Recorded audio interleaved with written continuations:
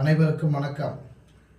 இன்று மதுரை கிளை உயர்நீதிமன்ற நீதிபதி ஜி.ஆர். சுவாமிநாதன் அவர்கள் வழங்கியிருக்கிற தீர்ப்பு என்பது வலதுசாரி சிந்தனை உள்ள சங்கிகளுக்கு உற்சாகத்தையும் ஜனநாயகவாதிகளுக்கு அச்சத்தையும் ஏற்படுத்தி இருக்கிறது. இந்த நாடு ஒரு மதச்சார்பின்மை நாடு.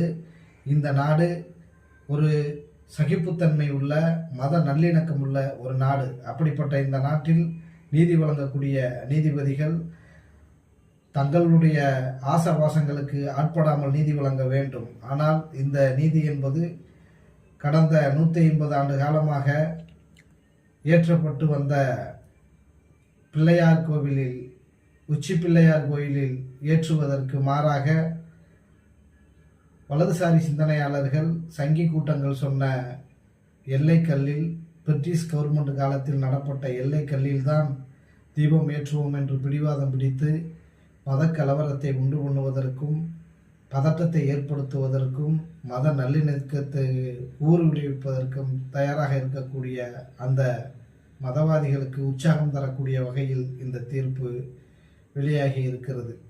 உள்ளபடியே சமூக நல்லிணக்கத்தை விரும்பக்கூடிய ஒவ்வொருவரும் வேதனைப்பட வேண்டிய தீர்ப்பாக இருக்கிறது.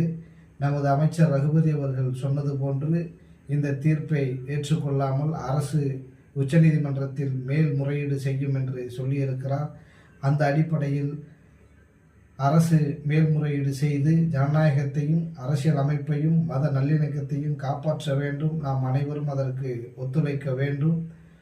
நமது நாடு என்றைக்கும் ஒரு அமைதி பூங்கா என்பதை நிலைநாட்டும் வகையில் உச்சநீதிமன்றத்தில் அதற்கான தீர்ப்பை பெற்றுத்தர வேண்டும்.